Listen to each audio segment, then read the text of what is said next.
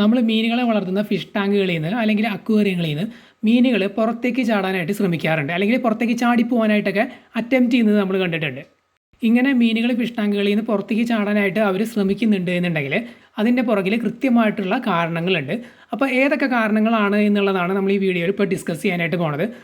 ഏകദേശം 6-7 പോയിന്റുകൾ നമ്മൾ ഈ വീഡിയോയിൽ ഡിസ്കസ് ചെയ്യുന്നുണ്ട്.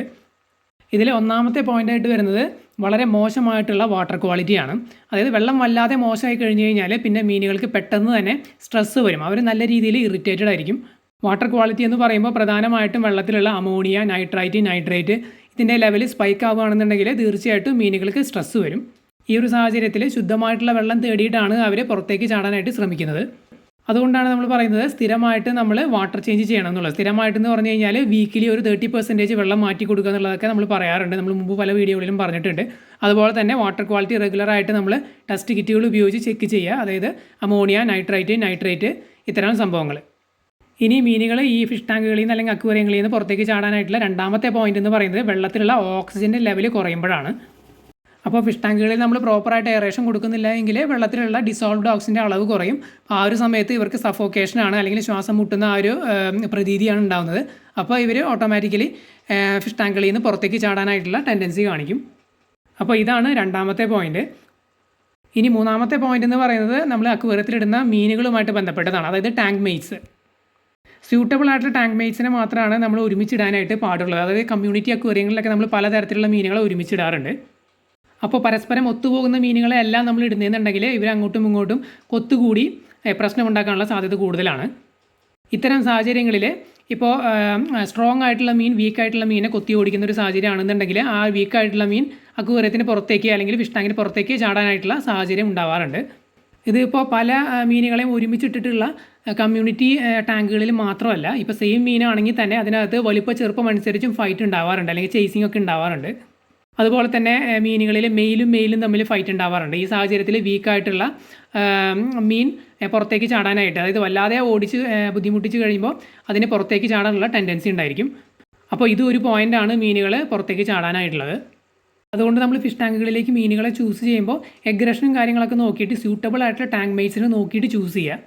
പിന്നെ നമുക്ക് ചെയ്യാൻ പറ്റുന്നൊരു സംഭവം എന്താണെന്ന് വെച്ച് കഴിഞ്ഞാൽ ഫിഷ് ടാങ്കുകളിലൊക്കെ നല്ല ഹൈഡിങ് സ്പോട്ടുകൾ സെറ്റ് ചെയ്ത് കൊടുക്കുക, ചെടികൾ സെറ്റ് ചെയ്ത് കൊടുക്കുക. അപ്പോൾ മീനുകൾക്ക് എന്തെങ്കിലും അഗ്രഷൻ വന്നാൽ തന്നെ അവർക്ക് ഹൈഡ് ചെയ്തിരിക്കാനായിട്ട് ഒരു സ്പേസ് കിട്ടും. ഇനി നാലാമത്തെ പോയിൻ്റായിട്ട് വരുന്നത് ഓവർ ക്രൗഡിംഗ് ആണ്. ഓവർ ക്രൗഡിംഗ് എന്ന് പറഞ്ഞു കഴിഞ്ഞാൽ നമ്മൾ ഒരു അളവിൽ കൂടുതൽ മീനുകൾ ഒരു പർട്ടിക്കുലർ സ്പേസിൽ ഇടുന്നതിനെയാണ്. അതായത് ഫിഷ് ടാങ്ക് ആണെങ്കിലും അക്വേറിയങ്ങളാണെങ്കിലും നമ്മൾ ചെറിയൊരു സ്പേസിൽ അതിന് ഇടാൻ പറ്റുന്ന അളവിലുള്ള മീനുകളെക്കാളും കൂടുതൽ നമ്മൾ ആഡ് ചെയ്യുക. എണ്ണത്തിൽ കൂടുതൽ ആഡ് ചെയ്ത് കഴിഞ്ഞാലും ഈ ഒരു പ്രശ്നം ഉണ്ടാവാറുണ്ട്. മീനുകൾക്ക് പെട്ടെന്ന് സ്ട്രെസ്സ് വരും. മീനുകൾക്ക് ഈ ഒരു സാഹചര്യത്തിൽ സ്ട്രെസ്സ് വരുമ്പോൾ അവർ പരസ്പരം അറ്റാക്ക് ചെയ്യാറുണ്ട്, ചേസ് ചെയ്യാറുണ്ട്. എന്നിട്ട് പിന്നെ ഇതുപോലെ ഫിഷ് ടാങ്കുകളിൽ നിന്ന് പുറത്തേക്ക് ചാടാനുള്ള ടെൻഡൻസി കാണിക്കാറുണ്ട്. അതുകൊണ്ട് എപ്പോഴും നമ്മൾ മീനുകളെ എണ്ണത്തിൽ കൂടുതൽ വാങ്ങുന്നുണ്ടെങ്കിൽ അവർക്ക് കിടക്കാനുള്ള അത്രയും സ്പേസ് ഉണ്ട് എന്നുള്ളത് ഉറപ്പ് വരുത്തുക ആ ഒരു ടാങ്കിന്. അല്ലെങ്കിൽ നമ്മൾ മീനുകളെ പർച്ചേസ് ചെയ്യുന്ന സമയത്ത് നമുക്കറിയാമല്ലോ നമ്മുടെ ടാങ്കിൻ്റെ സ്പേസ് ഇത്രയാണ്, അപ്പോൾ അതിൽ ഫ്രീ ആയിട്ട് അവർക്ക് നടക്കാൻ പറ്റുന്ന അത്രയും ക്വാണ്ടിറ്റിയെ നമ്മൾ പർച്ചേസ് ചെയ്യേണ്ട ആവശ്യമുള്ളൂ. ഇങ്ങനെ എണ്ണത്തിൽ കൂടുതൽ മീനുകൾ ഉണ്ടെന്നുണ്ടെങ്കിൽ ജസ്റ്റ് സ്ട്രെസ്സ് വന്ന് ഇവർ അഗ്രസീവ് ആവും എന്നുള്ളത് മാത്രമല്ല, വെള്ളം പെട്ടെന്ന് മോശമാവും, അതിനകത്തുള്ള ടോക്സിൻസ് പെട്ടെന്ന് സ്പൈക്ക് ആവും.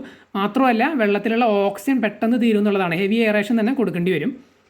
അപ്പോൾ ഇതാണ് നാലാമത്തെ റീസൺ എന്ന് പറയുന്നത് മീനുകൾ ഫിഷ് ടാങ്കുകളിൽ നിന്ന് പുറത്തേക്ക് ചാടാനായിട്ടുള്ളത്. ഇനി അഞ്ചാമത്തെ പോയിൻ്റായിട്ട് വരുന്നത് 2 കാര്യങ്ങളാണ്. അത് ഒന്ന് വെള്ളത്തിൻ്റെ pH ആണ്, 2 വെള്ളത്തിൻ്റെ ടെമ്പറേച്ചറാണ്. pH എന്ന് പറഞ്ഞാൽ പൊട്ടൻഷ്യൽ ഓഫ് ഹൈഡ്രജൻ. അതായത് വെള്ളത്തിൻ്റെ pH എന്ന് പറയുന്നത് 7 ആണ്. അത് താഴേക്ക് പോവുകയാണെന്നുണ്ടെങ്കിൽ വെള്ളം അസിഡിക് ആവുകയാണ് ചെയ്യുന്നത്. അത് മേലോട്ടാണ് പോകുന്നതെന്നുണ്ടെങ്കിൽ വെള്ളം ആൽക്കലൈൻ അല്ലെങ്കിൽ ബേസ് സിറ്റുവേഷനിലേക്കാണ് പോകുന്നത്. മീനുകൾ കിടക്കുന്ന വെള്ളം പെട്ടെന്ന് അതിൻ്റെ pH ലോ ആവാറുണ്ട്, അതായത് അസിഡിക് സിറ്റുവേഷനിലേക്ക് പോകാറുണ്ട്.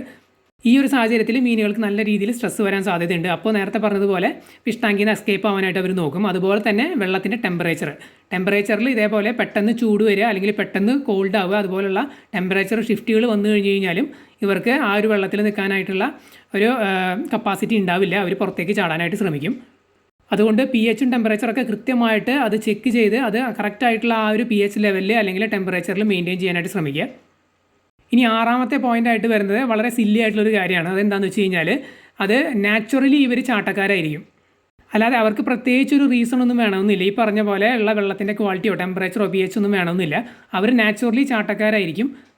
ഉദാഹരണത്തിന് അരവാന, അതുപോലെ തന്നെ നമ്മുടെ ഷാർക്ക്, നമ്മുടെ ഇറിഡീസൻ ഷാർക്ക് പോലുള്ള മീനുകളൊക്കെ അവർക്ക് അങ്ങനെ പ്രത്യേകിച്ച് കാരണങ്ങളൊന്നും വേണ്ട. അവരവരുടെ വൈൽഡ് അല്ലെങ്കിൽ സിറ്റുവേഷനിൽ അല്ലെങ്കിൽ നാച്ചുറൽ ഹാബിറ്റാറ്റുകളിൽ പൊതുവേ ചാടിയൊക്കെ ആയിരിക്കും അവർ ഇരകളെയൊക്കെ പിടിക്കുന്നത്. ഇപ്പം നമ്മൾ തന്നെ കണ്ടിട്ടുണ്ട് യൂട്യൂബിലെ അരവാനയൊക്കെ വളരെ ഹൈറ്റിൽ നിന്ന് എന്തൊക്കെയോ പ്രാണികളെയൊക്കെ അവർ ചാടി പിടിച്ച് തിരിച്ച് വെള്ളത്തിലേക്ക് ചാടുന്നത്. അപ്പോൾ ഇതാണ് 6ാമത്തെ പോയിന്റ് എന്ന് പറയുന്നത്. ജസ്റ്റ് നാച്ചുറലായിട്ട് അവർ ചാട്ടക്കാരാണ്. അപ്പോൾ അത്തരം മീനുകളെ നമ്മൾ സൂക്ഷിക്കുക. ഇനി അവസാനത്തെ 7ാമത്തെ പോയിന്റ് എന്ന് പറയുന്നത് ഒന്നുമല്ല, ജസ്റ്റ് സൗണ്ട് കാര്യങ്ങളൊക്കെ. പെട്ടെന്നൊക്കെ നമ്മൾ സൗണ്ട് ഉണ്ടാക്കുക അല്ലെങ്കിൽ വൈബ്രേഷൻ, നമ്മൾ നിലത്തൊക്കെ ചവിട്ടുന്ന ആ ഒരു വൈബ്രേഷൻ, അതുപോലെ നമ്മൾ അക്വേറിയത്തിൻ്റെ ഗ്ലാസ്സിൽ ടാപ്പ് ചെയ്യുമ്പോൾ ഉണ്ടാകുന്ന സൗണ്ട് വൈബ്രേഷനൊക്കെ പെട്ടെന്ന് ഇവർക്ക് പേടി ഉണ്ടാക്കാറുണ്ട്. അതുപോലെ തന്നെ അക്വേറിയത്തിലേക്ക് പെട്ടെന്ന് ഫ്ലാഷ് ലൈറ്റ് വരിക, ഇത്തരം സാഹചര്യങ്ങളിൽ പേടിച്ച് അവർ പുറത്തേക്ക് ചാടാനായിട്ട് ശ്രമിക്കാറുണ്ട്. ഇതാണ് അവസാനത്തെ പോയിന്റ് എന്ന് പറയുന്നത്. അപ്പോൾ ഫിഷ് ടാങ്കുകളൊക്കെ പ്രോപ്പറായിട്ട് ലിഡ് അല്ലെങ്കിൽ നെറ്റൊക്കെ ഉപയോഗിച്ച് കവർ ചെയ്ത് വെക്കുക, വെള്ളം ക്ലീൻ ആയിട്ട് സൂക്ഷിക്കുക, വാട്ടർ ചേഞ്ച് ഒക്കെ ചെയ്ത്, അതുപോലെ പ്രോപ്പറായിട്ടുള്ള എയറേഷൻ ഫിൽട്രേഷനൊക്കെ കൊടുക്കുക. മീനുകളെ ടാങ്കുകളിൽ ഓവർ സ്റ്റോക്ക് ചെയ്യാതിരിക്കുക. അതുപോലെ തന്നെ പ്രോപ്പറായിട്ടുള്ള ടാങ്ക് മേറ്റ്സിനെ മാത്രം ചൂസ് ചെയ്യുക. ഫിഷ് ടാങ്ക് പരമാവധി കാം ആൻഡ് സ്റ്റേബിളായിട്ട് വെക്കാനായിട്ട് ശ്രമിക്കുക. നിങ്ങൾക്ക് എന്തെങ്കിലും ഡൗട്ട് ഉണ്ടെങ്കിൽ കമൻറ്റ് ചെയ്ത് ചോദിക്കുക, നമ്മൾ തീർച്ചയായിട്ടും റിപ്ലൈ തരുന്നതായിരിക്കും.